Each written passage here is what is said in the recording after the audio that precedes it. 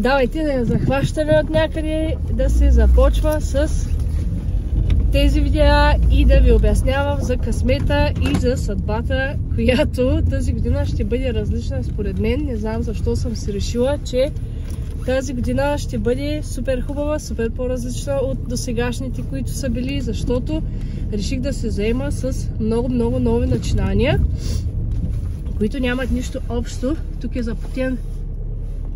Има такова огледало, което показва от двете страни идва ли някой, не идва ли, обаче е много запотено и малко така риск печели, риск губи се излиза от междублоковото пространство, но това е положението. Така, тази година ще бъде различна поради няколко причини. Заех се с това да инвестирам. Не, че до сега не съм инвестирала, но доста по-неосъзнато. До сега инвестирах в взаимни фондове, които просто си вкарваме едни пари в някаква спестовна сметка в някакъв момент от месеца и въобще нямам представа, нали, какво се случва с тях. Въобще нямам никаква идея и до ден днешен нямам никаква идея какво се е случило. Някой друг ги управлява. А сега реших да се насоча към индивидуално инвестиране, в което да си правя аз анализи на фирмите и така една идея по-компетентна да бъда по темата. Записах се на един курс за инвестиции, който все още не съм завършила, но ще видим дали си струва парите, дали не си струва. Но реално погледнато наистина е нещо, което до сега въобще не съм правила. Изключая тези. То се води спестовна сметка, не мога да кажа дори, че е нещо, кой знае какво. Но реално погледнато пак имам някакви спестени парички, да кажем. Не съм победила инфлацията, но няма значение. Пак не стартирам от нулата, а имам нещо, което може би ще ми бъде от полза.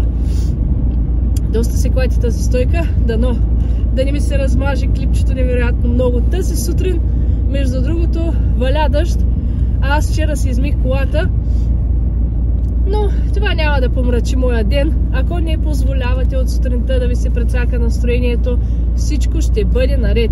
Важното е да не позволявате да ви се прецака кефа от нещо такова битово и дребно. Това е най-лесното, което вие можете да направите. Просто да приемете нещата малко по-радушно, малко по... Какво пък толкова има? Голямо чудо. Еми да, вчера си направих труда да си измия колата, но днеска пък я наваля дъжда. Айде, карайте, дано поне не е като миналата седмица, в която валя някакъв кален дъжд. Беше ужасно. Аз затова и я измихте. От предишното валение беше доста омазана. Но добре, в крайна сметка, освен инвестициите, започвам този YouTube канал, в който мисля да ви обяснявам как да останете една идея по-мотивирани, как да печелите безплатни пари. Намерила съм 3 начина. Не са баш безплатни, но реално погледнато не правите нищо, кой знае какво за това.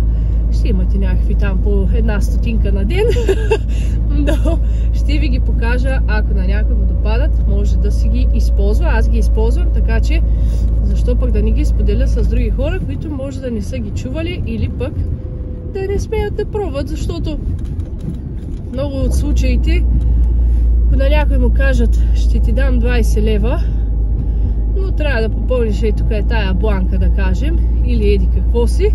Доста хора ще откажат, защото не им се занимава. Пък това е някакво минимално усилие, което и какво толкова ще стане, ако го направите. Но, както и да е, годината е различна, защото съм на нова работа, освен това. Работа, която няма абсолютно нищо общо с това, което съм работила към момента. Аз по принцип бях проектант кухни, т.е. чертожник на кухненски шкафове, правене на проекти и тем подобни истории. А сега съм в съвсем друга сфера. Пак е свързано с кухненско обзавеждане, но този път е оборудване, извинявам се. Аз все още си живея в идеята за интериорите и за тяхното обзавеждане. Това е кухненско оборудване на професионални кухни, като аз съм технически сътрудник, т.е. менеджер на офиса. Колкото и високопарно да звучи това, не е чак толкова. Помагам на колегите да си вършат задачките и ги организирам. Това е моята работа. Та, като започнах да си търся работа, исках да започна работа от 8 до 5. И колкото и всички да сме чували, нали, че това е нормално работно време, кой го работи това, бе, човече? Кой го работи? Аз не мога да разбера. Има едни хора, които работят от 8 до 5. И какво работят тия хора? Дали въобще работят? Нали, ние всички ги виждаме в задръстването в 5 часа и сутрин в 8, когато всички се засилят за работа. А пък всъщност въобще никой не знае къде какво се случва. Отплеснах се за момент, защото тук все пак трябва да следя пътната обстановка. Извинявайте, че се окашлям тук от време на време, но просто сезона е такъв. Сезона е такъв и хората страдат от респираторни заболявания.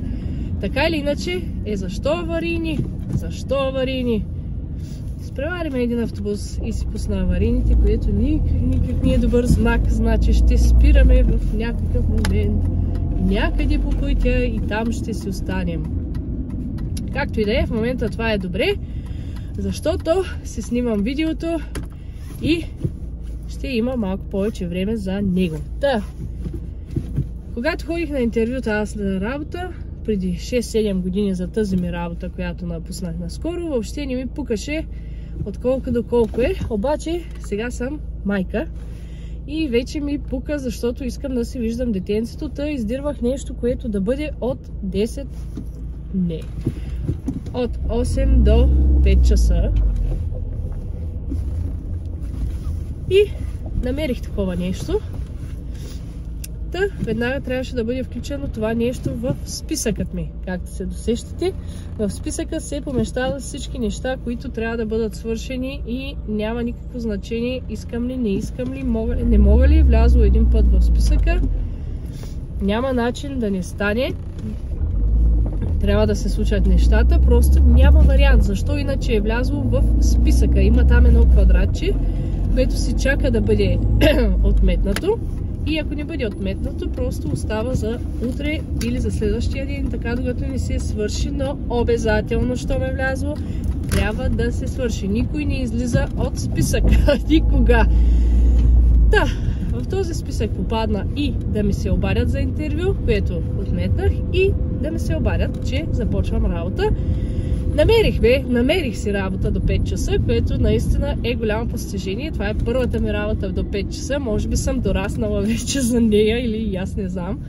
Но наистина доста се зарадвах, че това нещо ми се случи. Бях наясно с това, че първите 2, 3, може би 4 месеца ще ми бъде некомфортно на тази работа. Първо, че съм била в майчинство известно време, което доста затруднява след това да се впише човек в някакви работни графици, в това, че нали, няма да си вижда детето. Оставяйте го на яслата, вие сте свикнали на целодневен режим гледане. Наистина е малко странно. Повечето хора нали, казват, че като се върнат на работа, майки имам предвид, се чувстват по-добре, нали, отпочиват си, защото да гледаш все пак едно дете е една идея по-тегаво. Работният ден не свършва, няма обедна почивка и общо взето, да, обаче все пак да почнеш нова работа, особено след майчинство, не само подлага твоите умения на под въпрос, ами просто нова обстановка, ново нещо, непрактикувано от много време и реално, да ви кажа, трудно е. Трудно е. Но няма значение, не се отказвайте, всичко се случва, просто се настройте, че ще ви бъде тегаво. Няма да почнете работа и ще цветя и рози. Всичко няма такова нещо, но с правилната нагласа в интерес на истината нещата се случват доста добре. Като се настрои човек, че